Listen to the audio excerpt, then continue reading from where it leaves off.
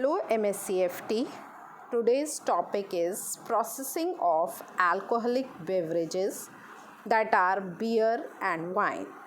First is step-by-step process of brewing beer explained by animated GIFs. Now, step 1 is milling the grain. Beginning in the brew house or brewery.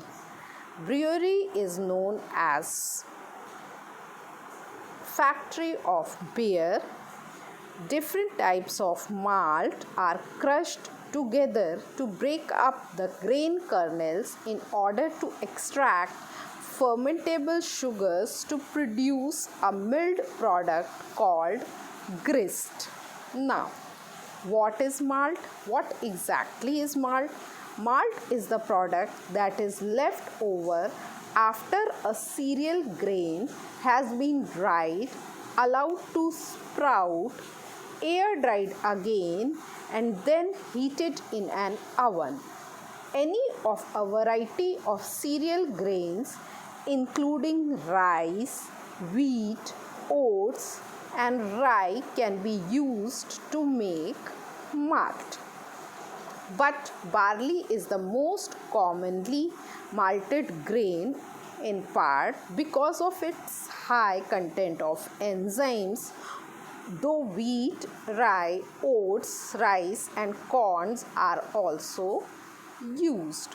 So basically, malt is a prepared cereal product which is washed, dried, sprouted, air dried again, and lastly heated in an oven. Now, when the grist is prepared, the second step is mash conversion. Now, grist is then transferred into a mash tun. Mash tun is an equipment which you can see in the animation, where it is mixed with heated water in a process called mash conversion. The conversion process uses natural enzymes in the malt to break the malt starch down into sugars. So basically, the conversion process is disintegration process of macromolecules into micro or simple molecules with the help of enzymes. All of the main enzymes such as amylases, proteases, glucanase, and cellulase are crucial for beer production process. The administration of alpha and beta amylase is vital for malting and mashing of barley, in addition to its role in increasing the sugar yield for fermentation. So basically, these enzymes, amylases, the carbohydrate breaking enzyme, proteases, the protein breaking enzymes, glucanase, the glucanase and cellulase, these are cellulose breaking enzymes. These are crucial for beer production. Then third step is lautering. Now third step is lautering. The mash is then pumped into lauter tun. Lauter tun is a traditional machine for lautering. Lautering is a combination of 3 steps: mash out. First is mash out. Second is recirculation. And third is sparging. The mash is then pumped into the lauter run, where a sweet liquid known as wort is separated from the grain husk. So it is done in 3 steps. First is mash out, Mash out is the term for raising the temperature of the mash to 77 degrees centigrade. This stops the enzymatic conversion of starches to fermentable sugars and makes the mash more liquid to extract the wort.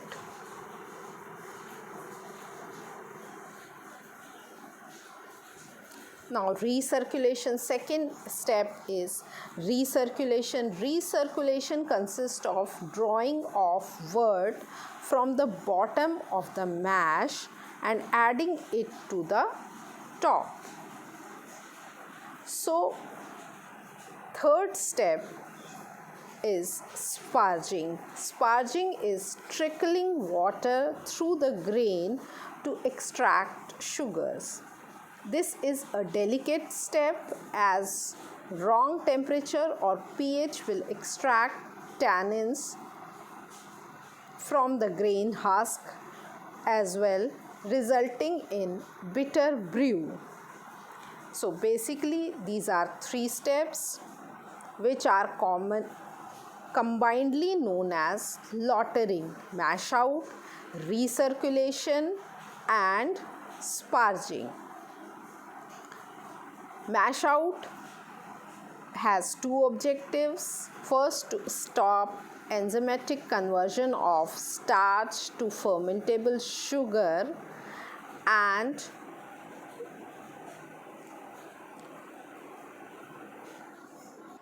start first step to separate wort from the mash. And recirculation is the physical step to draw off wort from the mash, which this machine, the lauter tun, does. And third step is the sparging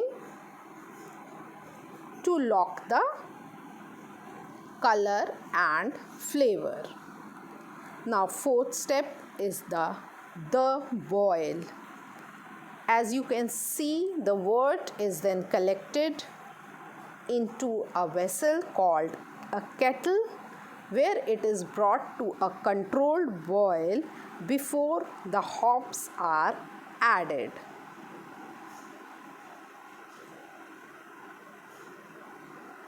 Now, what is wort? You know, we extract wort from the mash. Wort is the liquid extracted from mashing process during the brewing of beer and whiskey. Wort contains the sugar, the most important being maltose and maltose, that will be fermented by brewing yeast to produce alcohol. So wort is the base which is fermented further. Now the hops. What are hops? Hops are the flowers of the hop plant. They are used primarily as bittering flavor or specific or characteristic flavor and stability agent in beer, to which in addition to bitterness they impart floral or fruity or citrus flavor and aromas, which typically enhances the flavor of beer or give characteristic flavor and taste to the beer.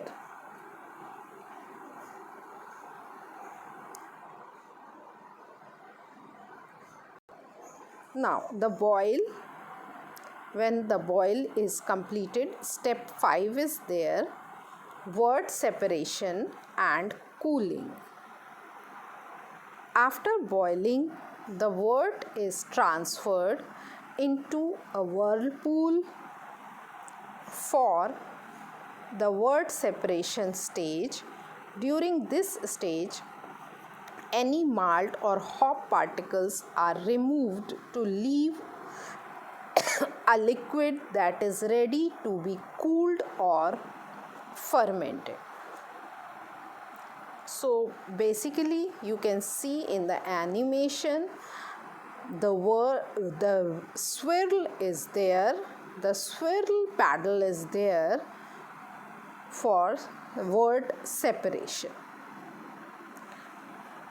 Now the step 6 and most important step, the fermentation. To start the fermentation, yeast is added. During the filling of the vessel, yeast converts the sugary wort into beer by producing alcohol. As you can see in the animation, yeast is added and there is a production of alcohol and carbon dioxide. Carbon dioxide produced in the process gives beer its natural sparkle. Now the step 7, that is known as maturation. After fermentation, the young green beer needs to be mature in order to allow both a full development of flavors and a smooth finish. Then last step is filtration, carbonation and cellaring. What is cellaring? Cellaring is aging.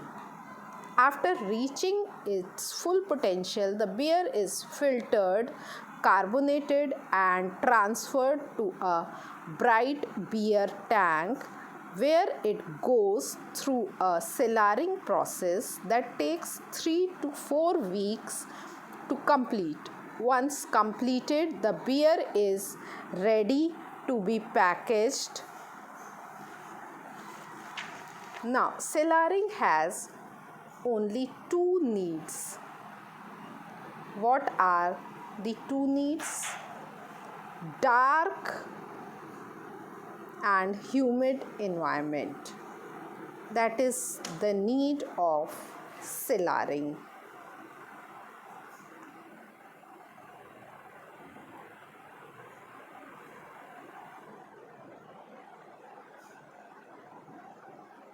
Now the ABV of the beer. Generally, ABV, capital ABV is the alcohol by volume. It shows the better aging and higher alcohol content. If in right circumstances, darker beers age better than lighter.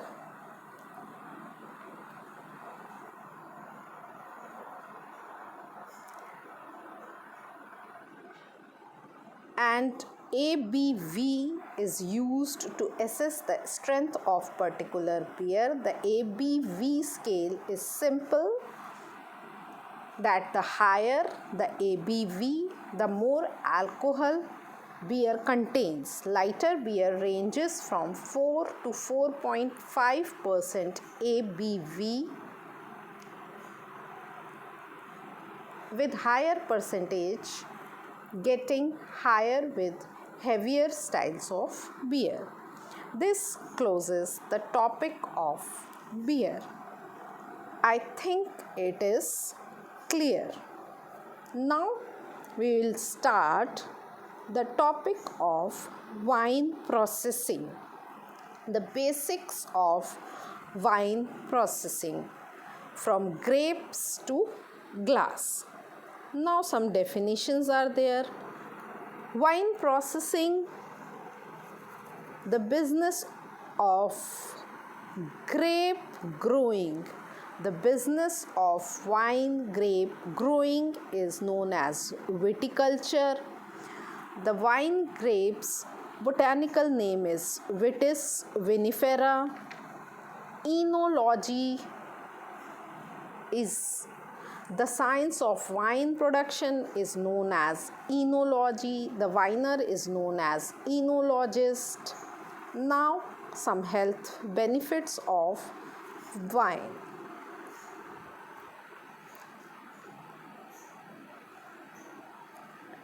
If taken in moderate concentration, moderate amount, it can give health benefit. It can decrease the incidence of heart attack, stroke, tumors. Even the danger of Alzheimer is less there. Better dental health, antioxidant, anthocyanins, flavonoids for good skin, and it reduces cholesterol. So basically, if taken in moderate amounts, it can give health benefits. Now, the areas of the world with highest wine production. We can see in this figure, the France is the topmost country in the share of wine production. It made most of the wine which is sold in the world. Then second is Italy, then third is Spain, fourth United States, then Argentina, then Australia, then after Australia, Germany, then after Germany, South Africa, Chile, and last one is Portugal. After that, rest of the world make the amount of wine as same as France. Now, harvesting of the grapes. The first step of wine processing is harvesting. As we know, when harvesting is done? Harvesting is done when maturity is reached, and there are tests to check the maturity. What are the specific tests for wine grapes? First is the sugar, because sugar, fermentable sugar, is the most important thing in conversion of alcohol through fermentation, as 2-degree Brix reading of total soluble solid is equal to 1% sugar, and 1% sugar is equal to 1% alcohol. Means 1% alcohol, 1% sugar will convert into 1% alcohol. So this is the most important test, which is done by hand refractometer or digital refractometer. Second is acid, as pH has an important role in the completion of fermentation. pH should be around 3.2 to 3.4. Now, other indicators of ripeness, that are visual indicators. The leaves of grapevine will turn brown, and photosynthesis slows or stops. Seed inside go from green tinge to brown. This we can test only by cutting the grape. Then if we squeeze berry, pulp is juicy and tastes good. So basically this test is a sensory test, and it is based on the experience of the farmer. Now the must.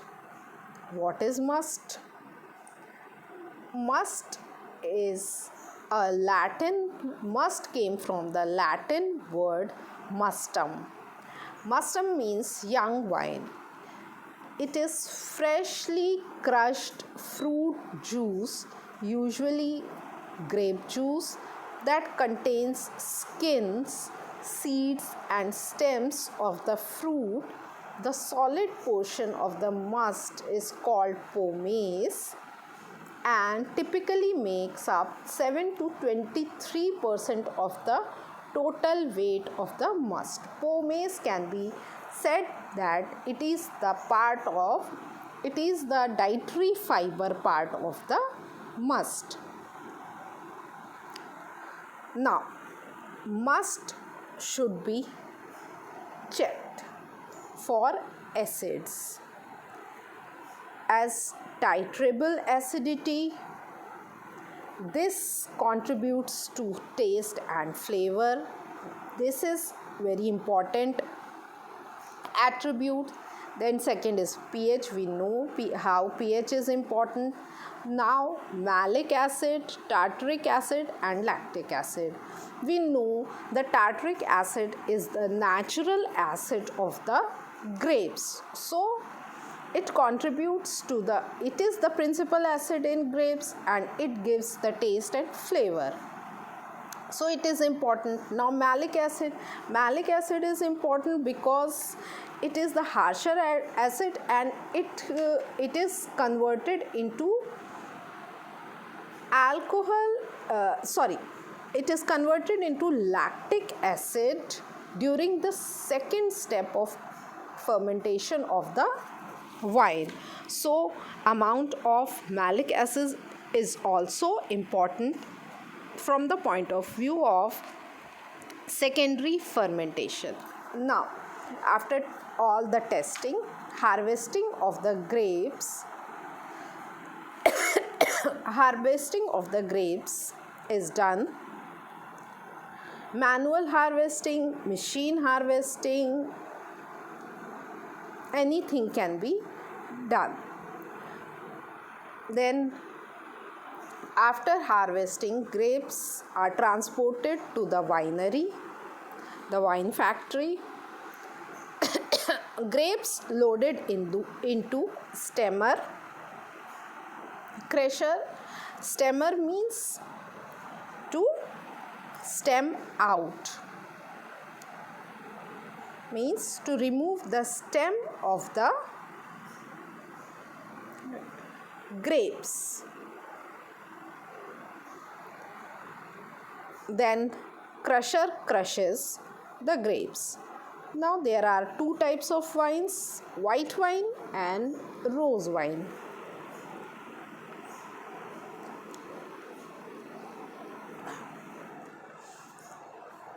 For white wine production, juice is pressed away from the skin and seeds. Juice goes into stainless steel fermentation tank. As the name suggests, we don't need more color. So for white wine, only juice is taken. Now the rose wine is generally made of red grapes. Juice is pressed away from the skin and seeds. It imparts pink color and then treated like white wine. Now at the winery, for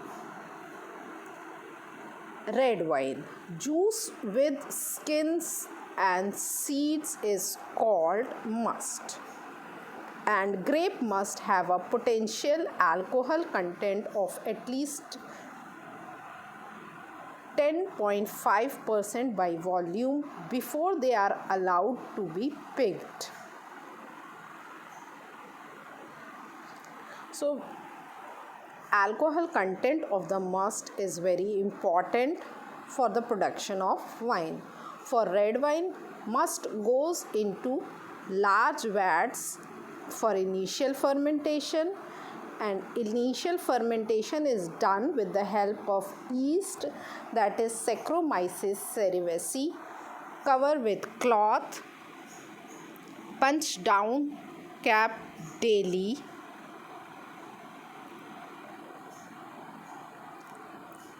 To see the bottom and smell it. Then there are types of wine. After preparation of wine, there are types of wine. Still, sparkling, fortified. What are the difference? Still doesn't have the carbon dioxide content. It is still, so it doesn't have sparkle of carbon dioxide. Then sparkling wine have carbon dioxide, and fortified wine is the distilled wine with high alcohol content, 60 to 65% alcohol content. Generally it is brandy which is added to wine. Okay, now these are the classification of varieties of grapes for white wine, red wine and other varieties. Now the production of red wine. After initial fermentation, the wine is pressed off skin and seeds and can have secondary fermentation, that is conversion of malic acid to lactic acid through lactobacillus bacteria, and it is the process which is known as secondary malolactic fermentation. It is the process which is known as secondary malolactic fermentation. The harsher the malic acid, it changes to the softer lactic acid and gives one byproduct which is diacetyl. Diacetyl gives a buttery flavor and enhances the complexity of flavor, which is the beauty of wine. Now, for aging, wine is placed in oak barrels or maturation tank. In oak barrel or maturation tank, continuous fermentation is there. Means the change of sugar to alcohol, it doesn't stop in aging but it continues. Now the maturation process can be done by racking,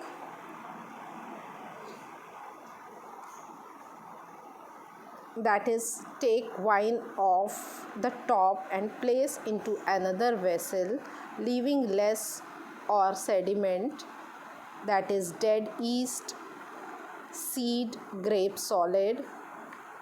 Most red or some white wines put into oak barrels for barrel maturation. Why barrels are used for maturation? Oak barrels are made from, as the name suggests, oak barrels are made from oak, and it imparts its flavor to the wine, which is a desirable one. If we need light flavor, we take light colored barrel, as we can see here. If we need medium flavor of oak, then we'll use dark brown color of oak barrel.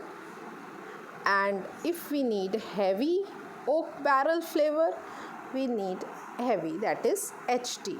Now the maturation process. There are types of oak where oak barrel maturation takes place. As oak is porous and water evaporates, need to add wine to headspace to discourage oxidation. Now, why oxidation is not needed or discouraged or it is harmful? Why it is there? Because oxidation happens when wine exposure to air triggers a series of chemical reactions that convert ethanol or alcohol into acetaldehyde. This concentrates color and creates aroma and flavors generally considered to be grassy or nutty. So, it is undesirable to have grassy or nutty flavor in the wine. After maturation, wine is ready for filtering and fining. Now, what is fining? Fining is about removing unwanted material from wine while still in cellar. It is part of clarification and stabilization process, and it involves adding a substance to the wine that will flush out certain elements that may cause a wine to look hazy or affects its aroma, color or bitterness. Generally, egg white is used as fining agent. Other fining agents are also used. Now, packaging or bottling. Wine is bottled in light green, light yellow or dark colored glasses to shield it from light. Light affects adversely to the flavor and taste of the wine. Now, second specification or characteristic of the wine bottle. First is it has to be dark in color to shield it from light, and then second is a punt. What is punt? Punt is an indent on the bottom of the wine. In ancient time, when glass bottles were hand blown, it was necessary to process the hand blown glass bottle. Now, why it is useful? It traps sediment. As the bottom is punt or indented, the core of the bottom traps the sediment, and sediments, if mingled in the wine, it can affect the taste and flavor of the wine. Why there are sediment? Because of the aging process. Sedimentation is a regular or continuous process in smaller amount. Now, some bottles don't have punt in nowadays, so there is generally no need of it. Now, closing of the bottle. Closing of the bottle can be done by wooden cork, synthetic cork or twist top. Basically, the idea is to keep oxygen out of the bottle. Now, oxidation is a defect, and how we will know? There are symptoms that oxidation is there. White wines take on deeper yellow color, so it shows defect. Red wine takes on brownish color, smell changes, cork taint is there. So basically these are the signs that from that we know that oxidation is there. So basically wine bottles should be not oxidized or open to the oxidation. Now, wine labels. FSSAI has its own standards for labeling.